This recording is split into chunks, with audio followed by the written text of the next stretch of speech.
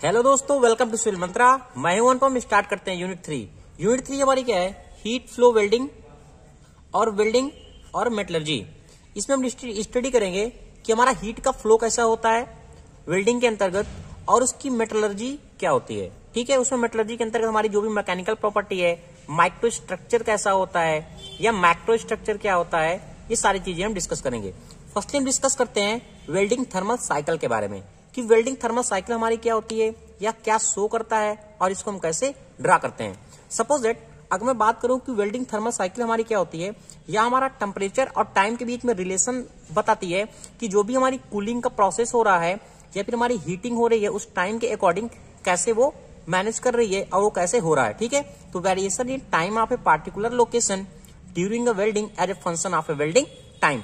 Suppose that मैंने मान लिया ये हमारा एक ऑब्जेक्ट है और ये हमारा इलेक्ट्रोड है। ठीक है, ये इलेक्ट्रोड है। इस पॉइंट पे अगर मैं हीटिंग को पॉइंट करना चाहूं तो मैंने क्या किया, एक डायग्राम ड्रा किया जिसमें मैंने दो पॉइंट कंसीडर करिए, एक ए पॉइंट और एक बी पॉइंट। ठीक है, अगर हमारा ये वेल्ड हो चुका है, इस पॉइंट पे मैंने वेल्ड हीट हमारा पूरा है, हीट इफेक्टेड जोन है, मैंने इस पॉइंट के लिए लिया। इस पॉइंट के लिए क्या लिया, जब मैंने नियर अबाउट लूंगा बिल्कुल तो उसका क्या होगा, टेम्परेचर क्या होगा, हाई होगा। टेम्परेचर क्या हाई हो रहा है, देखो ये टेम्परेचर हाई है तो क्या होगा, फिर वो जब मैक्सिमम टेम्परेचर पे पहुंचेगा उसके बाद क्या होगी, उसकी धीरे धीरे कूलिंग होगी। ये किस कंडीशन में हो रहा है, जब हमारा वेल्ड मेटल है वो नियर पॉइंट लिया जा रहा है एज ए पॉइंट ए पे। ठीक है, अगर हम पॉइंट बी की बात करेंगे, अगर पॉइंट बी कहने का मतलब क्या है कि जब हमारी वेल्डिंग क्या होगी, धीरे धीरे ठंडी होती जाएगी।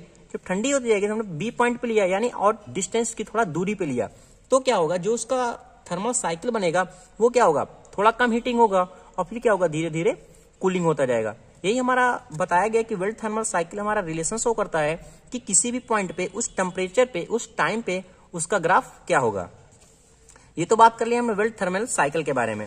अब हम बात करते हैं कि graph metallic arc butt welding की। एक हमने एग्जांपल लिया हुआ है बट वेल्डिंग का कि उसका ग्राफ कैसे शो करेगा और टेम्परेचर हमारा क्या शो करता है। सपोज दैट ये मैंने एक बट वेल्डिंग का एग्जांपल लिया, ये ऐसे बना हुआ है। ठीक है, तो क्या करते हैं, जब हम मूवमेंट करते हैं, ये हमारा मूवमेंट हो रहा है वेल्डिंग का प्रोसेस का, तो हमारा टेम्परेचर क्या होगा, पहले इनिशियल टेम्परेचर होगा, यानी हमारा टेम्परेचर पहले क्या है, स्लो है, 400 है। फिर क्या होगा, धीरे धीरे जो हमारा टेम्परेचर क्या होगा, इंक्रीज होगा और एक मेल्टिंग पॉइंट पे पहुंच जाता है। बट रिक्रिस्टलाइजेशन हमारा नहीं है, बिल्कुल क्रिस्टलाइजेशन टेम्परेचर पे होता है, जब हमारी जो प्रोडक्ट है वो मेल्टिंग पॉइंट पे पहुंच जाता है, जहां से उसका क्या होता है, मटेरियल हमारा मेल्ट हो जाता है और वो अपनी वेल्डिंग जो पोजीशन है उसको पा लेता है। अब देखो, जैसे मैंने शो किया कि धीरे धीरे मूवमेंट कर रही है हमारी वेल्डिंग प्रोसेस, देखो ऐसे, तो क्या होगा, पहले टेम्परेचर कम होगा, फिर धीरे धीरे इसकी कूलिंग होती जाएगी और फिर ये क्या होगा, मैक्सिमम टेम्परेचर तक पहुंचेगा। तो इसी तरह ग्राफ भी इसका शो कर रहा है, देखो ये हमारी पोजीशन है वेल्डिंग की और ये हमारा क्या है, टेम्परेचर शो कर रहा है। ये क्या है, धीरे धीरे बढ़ रहा है, ये फिर एक मैक्सिमम टेम्परेचर पर पहुंचेगा, इसके बाद क्या होता है, फिर इसकी धीरे धीरे कूलिंग होती रहती है। अब हम बात करते हैं, इसी हमारे आगे वाले चैप्टर में दिया था आइसोथर्म के बारे में। आइसोथर्म में ये बताया गया है कि जैसे हमारा क्या डिस्टेंस हमारा है वेल्डेड के बीच में और ये बिहाइंड में है, इसमें दो चीजें हमें ड्रा की गई है। एक हमने एक टेम्परेचर को कंसीडर किया है कि किस टाइम पे हम किस टेम्परेचर को शो कर रहे हैं, किस वेलोसिटी के साथ, और ये मैंने एक लिया है 1970 का टेम्परेचर, लिख लिया 2940। ये क्या है, इसकी जब वेलोसिटी है 1.3 मीटर पर सेकंड है, इसकी क्या है 2.5 मीटर पर सेकंड है। तो ये ग्राफ में ये शो करता है, देखो कि जब ये इनिशियल से चालू हुआ, मैक्सिमम टेम्परेचर है, वेल्डिंग स्टेज पे है, तब हम इस पॉइंट के लिए क्या देखते हैं कि जो ये हमारा ग्राफ बन रहा है, देखो ये वाले के लिए बिलो द ग्राफ 2.5 पे 1970 पे जो हमारा है, तो क्या ये ग्राफ इस टेम्परेचर की अपेक्षा क्या है, पीछे हमेशा बन रहा है। दिख रहा है, ये देखो, फिर ये शो कर रहा है कि हमारी जो कूलिंग रेट है उस टेम्परेचर के अकॉर्डिंग कैसी हो रही है। यह भी डिपेंड करता है कि उसकी एनर्जी कितनी है और उसका टाइम कैसा है। जो भी हमने इसको लिया है उसको 27 डिग्री सेल्सियस पे एक परमानेंट, जो भी हम रिजल्ट इसमें फाइंड कर रहे हैं वो 27 डिग्री सेल्सियस पे हमारा है कि आइसोथर्म की कंडीशन में क्या क्या होता है। अगर हमारा टेम्परेचर एक कांस्टेंट पोजीशन पे चल रहा है तो एनर्जी पे अगर वेरिएशन करते हैं, उसकी वेलोसिटी पे वेरिएशन करते हैं, तो हमारा ग्राफ कैसे बनेगा। अब हम बात करते हैं हीट इफेक्टेड जोन के बारे में। हीट इफेक्टेड जोन का मतलब क्या है, जब हम वेल्डिंग करते हैं, जो हमारा वेल्ड पूल पूरा बनता है तो उसमें क्या होता है, कई सारे स्ट्रक्चर बन जाते हैं। जो भी हमारा हीट इफेक्टेड जोन होगा उसमें कहते हैं HAJ, कि जो पोजीशन हमारी रहेगी, जितना हमारा हीट इफेक्टेड हो रहा है उस वेल्डिंग के कारण, उसको हम स्टडी करेंगे कि उसमें स्ट्रक्चर हमारा कैसा बनता है, कौन कौन से रीजन फाइंड होते हैं और कैसा उसका ग्राफ बनता है। ठीक है, तो देखो ये हमारा क्या है, वेल्ड है पूरा, ये मटेरियल हमारा वेल्ड पूल बना हुआ है।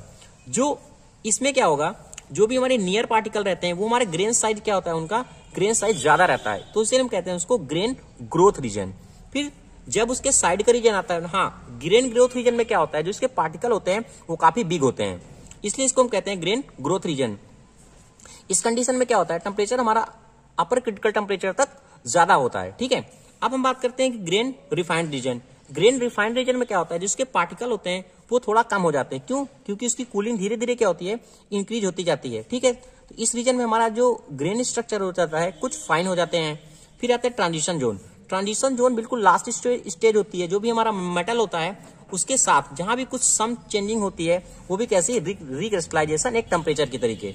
अब देखो इसका हम देखें फ्यूजन बाउंड्री के तहत और डायग्राम क्या हुआ, एक बार की टेम्परेचर हुआ, मेल्टिंग पोजीशन में पहुंचा, फिर क्या होगा, धीरे धीरे कूल हो रहा है टाइम के अकॉर्डिंग। यहाँ क्या है, जो लास्ट का था कि आउटर रीजन में क्या है, ऑलरेडी हीटिंग हमारी स्लो है, तो कूलिंग भी हमारी क्या होगी, धीरे धीरे स्लो होगी। धीरे धीरे हीटिंग हो रही है, जब मैक्सिमम टेम्परेचर पे पहुंचेगी क्रिस्टलाइजेशन हो जाएगा टेम्परेचर का, कोर उसके पार्टिकल हो जाएंगे, पार्टिकल ज्वाइंट की पोजीशन तक आ जाएंगे, फिर क्या होगा, धीरे धीरे वो कूलिंग होता रहता है। तो ये होता है हीट इफेक्टेड जोन। अभी हम आगे और भी डिस्कस करेंगे कि इसके क्या क्या चेंजेस हैं। अब हम बात करते हैं कि हीट इफेक्टेड जोन तो हो गया, अब आता है कूलिंग रेट। कूलिंग रेट दोस्तों बहुत ही इंपॉर्टेंट होता है, क्योंकि जैसे हमारी स्टील फैक्ट्रियां जितनी भी होती है वो कूलिंग रेट के अकॉर्डिंग किस टेम्परेचर पे हमें मटेरियल को कितना कूल करना है ये हमें देखना पड़ता है। बट हमें यहाँ जो भी स्टडी करना है वो हम प्लेट के थिकनेस के अकॉर्डिंग डिसाइड करेंगे कि मटेरियल को कूलिंग रेट हमारा क्या होगा। जो इसका फॉर्मूला होता है T1 इक्वल टू T, ये हमारा क्या डेंसिटी है, ठीक है, C TC minus T not, और हमारा होता है H नेट। H नेट हमारी क्या है, कितनी हीट हमारी लग रही है, उसका फॉर्मूला होता है EI upon V into F। T क्या है, प्लेट की थिकनेस है, प्लेट की थिकनेस है, और जो हम फाइंड करेंगे वो हमारी थिक प्लेट आ रही है या थिन प्लेट आ रही है, उसके अकॉर्डिंग हम डिसाइड करेंगे कि हमारा फॉर्मूला कूलिंग रेट का कौन सा लगेगा। प्लेट की थिकनेस हो गई, रो हमारा क्या है, डेंसिटी ऑफ मटेरियल है, C हमारा क्या है, स्पेसिफिक हीट है। अगर रो और C दोनों को मल्टीपल कर देते हैं उसमें कहते हैं वॉल्यूमेट्रिक स्पेसिफिक। हाँ, जो हमारा TC है यह हमेशा टेम्परेचर 550 डिग्री सेल्सियस हम नियर रखते हैं। ओके, अब देखो जैसे मैंने दो कंडीशन बताई थी, एक थिक की बताई थी, एक थिन की बताई थी। अगर हमारा जो T1 का वैल्यू फाइंड हो रहा है 0.75 से ज्यादा फाइंड हो रहा है, तो हम फॉर्मूला लगाएंगे R इक्वल टू 2 पाई के TC माइनस T नॉट का whole square upon H net. H net का ऑलरेडी मैंने फॉर्मूला बता दिया है, और T नॉट हमारा क्या होता है, ये हमारा होता है इनिशियल टेम्परेचर। ओके, अब हम बात करते हैं अगर T1 की वैल्यू कम आ रही है 0.75 से, तो क्या करेंगे, हमारा फॉर्मूला जो लगेगा 2 पाई के rho C T upon H net का whole square TC minus T3। ये तो हो गई थिक के अकॉर्डिंग। बस एक इंपॉर्टेंट पॉइंट दोस्तों यहाँ है, लिखा जैसे मैंने कि if plate to be welded is preheated. यहाँ अगर वेल्डेड को हम क्या करते हैं, प्री हीटेड करते हैं, तो T1 हमारा क्या होगा, राइज कर जाएगा। जब प्री हीट करेंगे, जब हमारा T1 क्या हो जाएगा, राइज कर जाएगा, तो ये TC माइनस T0 क्या हो जाएगा, डिक्रीज हो जाएगा। इस कंडीशन में क्या हो जाती है, जब R की वैल्यू हो जाती है, कूलिंग रेट भी क्या हो जाता है, बहुत ज्यादा रिड्यूस हो जाता है। ओके, अब हम बात करते हैं सॉलिडिफिकेशन रेट की, या फिर सॉलिडिफिकेशन होता क्या है। किसी भी प्रोसेस को लिक्विड से सॉलिड में चेंज करने के लिए जो हमारा प्रोसेस होगा वो हमारा कहलाएगा सॉलिडिफिकेशन। अगर हम बात करें, आपने फाउंड्री शॉप में देखा होगा, जो भी हम मेटल यूज करते हैं उसमें जब हम कोप और ड्राइव में पूरा मेटल फिल करते हैं, पहला हमारा क्या होता है, वो मेटल क्या होता है, लिक्विड स्टेज में होता है, फिर वो क्या होता है, धीरे धीरे क्या होता है, सॉलिडिफिकेशन की स्टेज में आता है। तो इसी तरह यह भी हमारा एक प्रोसेस है सॉलिडिफिकेशन का, जो क्या होता है, लिक्विड से सॉलिड में चेंज होता है। बट इसमें क्या होता है, जो भी हमारे पार्टिकल चेंज होते हैं लिक्विड से सॉलिड, वो हमारा प्रोसेस होता है न्यूक्लिएशन। न्यूक्लिएशन एक हमारा प्रोसेस है जो हमारा पार्टिकल चेंज हो रहे हैं लिक्विड टू सॉलिड। इसमें क्या होता है, इसकी जो पार्टिकल के ग्रेन होते हैं वो ग्रोथ होती है, न्यूक्लियन और ग्रोथ की, वही हमारे चेंज हो जाते हैं उसके अकॉर्डिंग कि हमारा पार्टिकल का क्या साइज है, वो सॉलिडिफिकेशन कैसा होगा। ओके, जो भी हमारा सॉलिडिफिकेशन है, सारी चीजें हमारी डिपेंड कर दी है कि मेटलर्जिकल स्ट्रक्चर कैसी है, उसकी प्रॉपर्टी, साउंडनेस के अकॉर्डिंग हम डिफाइन कर सकते हैं कि सॉलिडिफिकेशन हमारा कैसा है। ओके, अगर हमें सॉलिडिफिकेशन को फाइंड कर रहे हैं तो ST इक्वल टू हमारा फॉर्मूला होता है, ST हमारा टाइम को शो करता है, L H net. H net की वैल्यू ऑलरेडी मैंने बताया है 2 पाई के rho C TM minus T का होल स्क्वायर। L हमारी क्या, जहाँ लेटेंट हीट है, TM हमारे क्या, लिक्विड का टेम्परेचर है। मैंने बात कर दिया सॉलिडिफिकेशन रेट की। अब हम बात करते हैं कि सॉलिडिफिकेशन प्रोसेस हमारा होता कैसे है।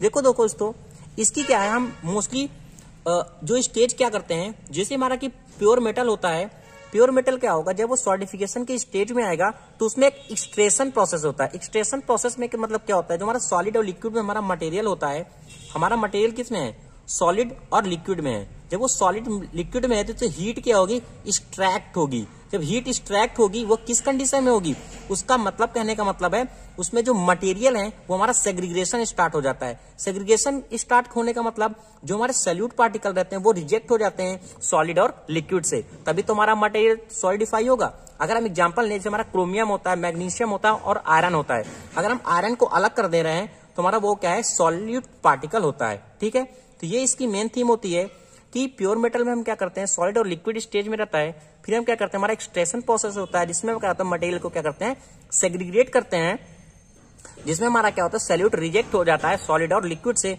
और हमें एक सॉलिडिफिकेशन मिल जाता है। जैसे कि हमारा ग्राफ दिखाया हुआ है, टाइम है, ये हमारा लिक्विड है और distance flow solid and liquid. तो क्या इसमें दो ग्राफ बताए गए हैं हमारे, एक क्या है, एक हमारा स्टेप टेम्परेचर ग्रेडियंट को शो कर रहा है और दूसरा हमारा शैलो टेम्परेचर ग्रेडियंट को शो कर रहा है। ये हमारी कांस्टेंट ग्राफ है, variation in liquid temperature for slow grain rate. तब हमारी कूलिंग कैसी होगी, मतलब सॉलिडिफिकेशन हमारा मटेरियल कैसा होगा। अगर हम फास्ट कर रहे हैं, उसका सॉलिडिफिकेशन फास्ट कर रहे हैं तो हमारा ग्राफ कैसे आएगा, यह शो करता है सॉलिडिफिकेशन रेट को। आप समझ गए होंगे कि सॉलिडिफिकेशन क्या होता है और कैसे वर्क करता है। नेक्स्ट हम बात करते हैं कूलिंग रेट इफेक्ट की। कूलिंग रेट इफेक्ट का जो हमारा डायग्राम दोस्तों बना हुआ है उसे हम ट्रिपल टी डायग्राम भी कहते हैं। कूलिंग रेट में यह बताया जाता है कि हमारा कोई भी मटेरियल है वो कैसे कूल होगा, किस टेम्परेचर पे होगा, किस स्टेज पे होगा, वो सारी चीजें शो करती हैं। इसके कई सारे मेथड भी होते हैं, वाटर में कूल कर रहे हैं, ऑयल में कूल कर रहे हैं, एयर में कूल कर रहे हैं, या फिर हम किसी मटेरियल को फर्नेस में कूल कर रहे हैं तो क्या क्या चेंजेस उसमें आते हैं। अगर मैं बात करूं, अगर मेरे एक ऑस्टेनाइट पार्टिकल है, अगर हम ऑस्टेनाइट को डायरेक्ट वाटर में कूलिंग कर दे रहा हूं, उसकी क्वेंचिंग कर दे रहा हूं, तो वो क्या होता है, मार्टेनसाइट में कन्वर्ट हो जाता है। ओके, अगर इसी को कूलिंग हम ऑयल में करते हैं तो वेरी फाइन पेरालाइट हमें स्ट्रक्चर मिलता है। अगर आप नहीं जानते हैं कि एस्टोनाइट क्या होता है, पेरालाइट क्या होता है, तो इसके ऊपर वीडियो दोस्तों बाद में देखेंगे।